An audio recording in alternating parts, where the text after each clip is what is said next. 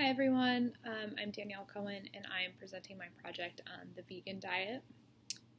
Veganism is an extreme form of vegetarianism that can exclude all, most, or some animal products. The majority of vegan diets cut all animal products out from the diet, but there are even more extreme vegans that cut animal products out of their entire life.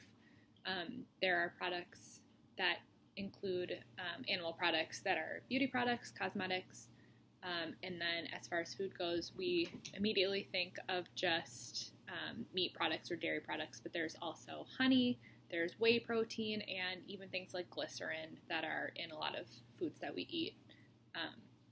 They're all made from animal products, and most vegans will choose not to eat them. The term vegan was coined in 1944 by Donald Watson.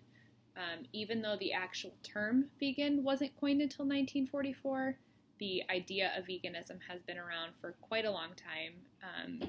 The actual idea of being plant eaters has been around since the BC era, and Buddhism also practices veganism. So as long as Buddhism has been around, plant-based diets have been around. Along with Buddhism, there are a couple of other religions that practice veganism. And other than religions, there are some other reasons that people would choose to be vegan. It could just be a health reason, it could be a religious reason. Some people choose for taste preference, and some people choose for ethical reasons because they believe that we shouldn't eat animals and that animals aren't food. You'll see later that I disagree with that, but there are people who think that way. Most of the evidence that I found about the vegan diet was supportive. The biggest area that I found where there were benefits was in the treatment and the prevention of cardiovascular disease. I'm going to read a couple of little blurbs that I took out of my research that are on my poster. The major benefits for patients who decide to start a plant-based diet are the possibility of reducing the number of medications they take to treat a variety of chronic conditions, lower body weight, decreased risk of cancer, and a reduction in their risk of death from ischemic heart disease. Also, diets higher in plant foods and lower in animal foods were associated with a lower risk of cardiovascular morbidity and mortality in general population. So basically what this is saying is that a vegan diet helps to prevent deaths from cardiovascular disease and also the risk of cardiovascular disease in general. It also helps to treat some other chronic conditions, lower the amount of medications that people are taking, and also mentions lower body weight, which I'll get to in a little bit, but overall vegans had a lower body weight. Contradictory evidence. This is where it got a little bit weird for me because the biggest issue that I found, I shouldn't say the biggest issue, but one of the issues that I found was a study that found vegans having 20% higher chance of stroke as opposed to meat eaters. This was interesting to me because a lot of the time when you hear about cardiovascular disease or heart disease and stroke, they usually come together. And I also did find some research that showed that they were both reduced. This particular study, which I have linked, mentioned that it actually increased the risk of stroke, which I thought was pretty interesting. The other option, or the other side of the negative contradictory evidence, is what we would mostly think of, and that is that there could be a risk of lower nutrients, so especially iron. If we know much about iron, iron often comes from red meat, so without red meat, there's not as much iron in the diet. Obviously, there are other sources of it. You can get it from beans, you can get it from spinach, and there are other fortified foods that have iron in them, so it's not like you can't get your iron, but the majority of the iron in our diet comes from red meat.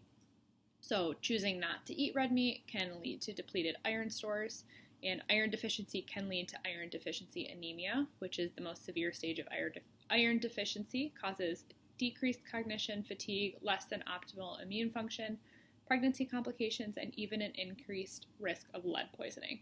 So it's pretty interesting. I did also find a study, which is linked in my paper, but not on the poster, about how vegans who simply are responsible and conscious of the fact that they need to eat, that's my cat going crazy, sorry, that need to eat more nutrients, especially iron and some of those other vitamins that normally come from plant or from meat-based diets. As long as they're pretty conscious of that and they're trying to meet those goals, most of them don't have an issue meeting those goals. Obviously, there are some that are iron deficient, and there was a study showing that some vegans are iron deficient. Moving down to comparatory evidence, compared to people consuming a non-plant-based diet, so these are people who are consuming meat, people choosing to consume a vegan diet had a lower BMI, and plant-based diet appears to be effective for weight loss. This is important because it actually also goes along with cardiovascular disease and stroke and a lot of those chronic conditions. A lot of people who are trying to prevent those conditions are also trying to lower their body weight or simply just keep it down. We all know that a lower body weight comes with a lower risk of metabolic disease and all of the things that come with that. So it definitely makes sense for people to want to have a lower BMI.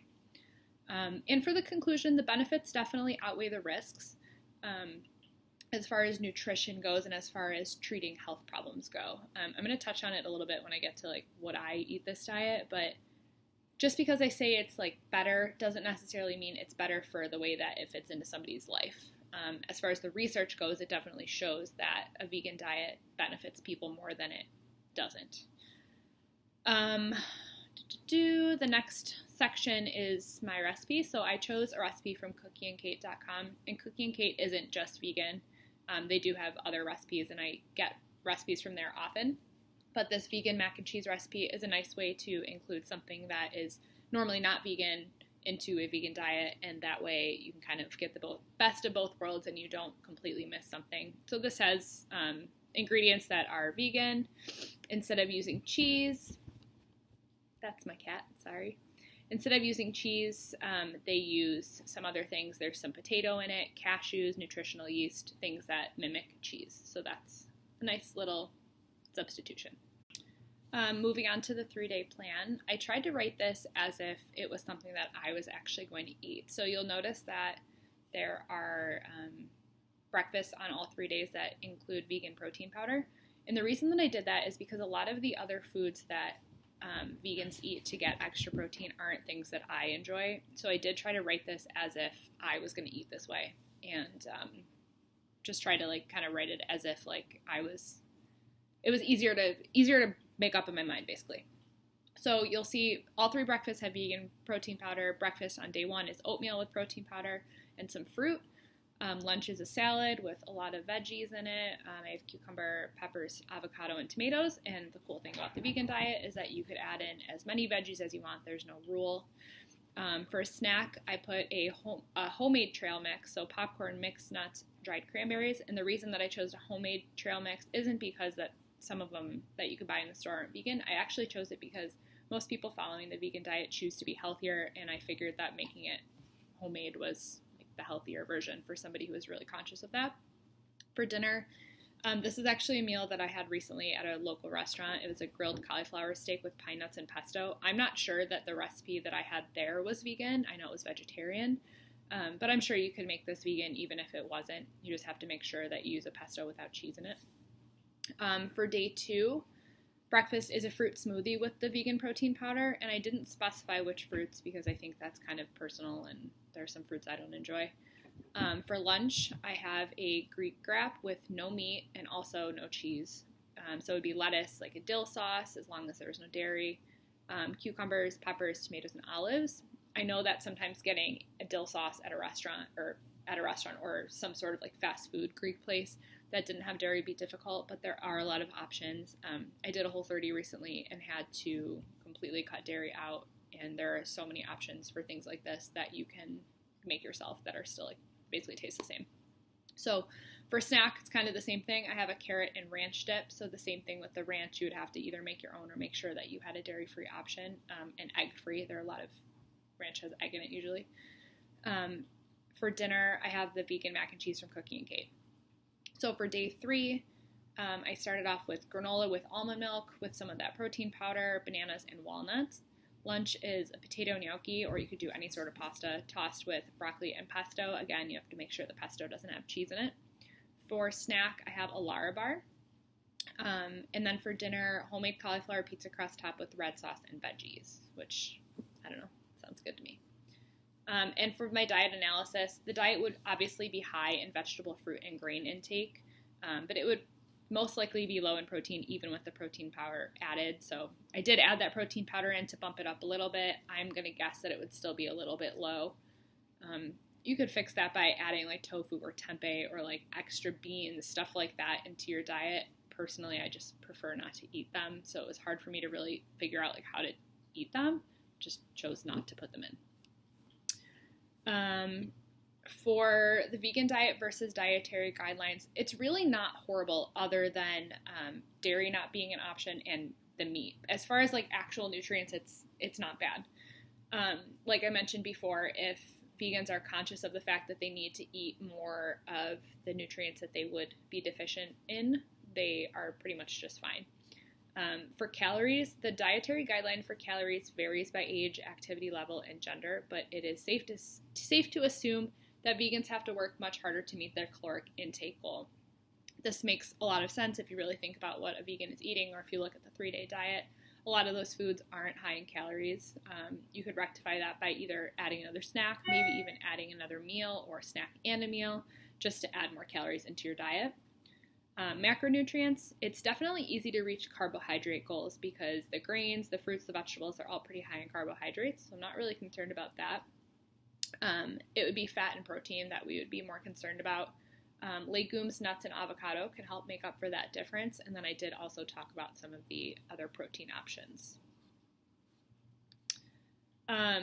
Another concern is that the vegan diet can be lacking in vitamin B12, which comes from meat often, calcium, which we often get from our dairy products, and even though you're not eating those dairy products, it is in a lot of other foods, spinach, there's a lot of green vegetables that have calcium, and then iron and zinc. Vegans should supplement their diet with these things or be overly cautious to eat the proper amount, which is important. So the last section is the personal comparison and would this diet work for me? So sparing you actually having to like listen to me read this entire piece of my poster, I definitely would not choose to follow a vegan diet. There are a couple reasons for this. One, I genuinely just enjoy meat. I like the taste of meat. I like the way that I feel when I eat meat. I definitely feel fuller. I have a pretty high activity level. I'm in the gym constantly, and without the protein and the calories that come from meat, I don't think that I could build muscle and meet the goals that I choose to meet in the gym. I'm sure that I could supplement with vegan proteins, or I could eat tofu or tempeh or extra beans, stuff like that. It's just not really what I want to do for my diet, and it's not what I choose. So there's that. I do rely on meat as my main protein source. I don't have any sort of protein powder in my diet because I'm dairy-free, so I don't use any whey protein, and I just don't like vegan proteins, to be honest with you. So I don't use protein powder. Compared to the 3-day diet, my diet obviously contains more animal products. It's pretty self-explanatory. And I'm pretty confident that I eat more calories in a day than this diet. I think if I didn't, I wouldn't be able to function at the level that I am able to function and make it through my workouts. And then the third paragraph says that I choose not to eat eggs as a taste preference, and that's how it started. I never liked eggs. I've never chosen to eat eggs, but recently I found out that they really bother me and have been causing some ruckus in my body. So I got rid of eggs and dairy from my diet completely. I haven't had a touch of any of them, not even like a product that says contains milk or may contain milk, anything like that. So breakfast is pretty easy for me since I don't eat eggs. I often have like oatmeal, which is vegan, or I'll have my dinner from the night before, which wouldn't have any cheese or egg in it. Sometimes it will have meat, but I could choose not to have the meat.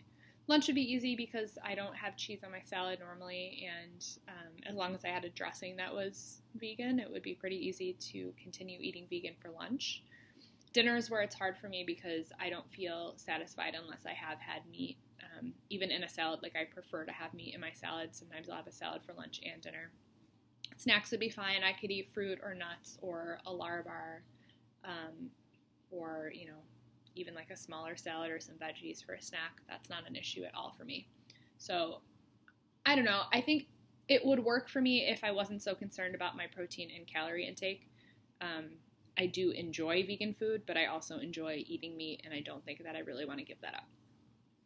Last but not least, I threw a couple of interesting facts on here. November 1st is World Vegan Day. It's coming up really soon.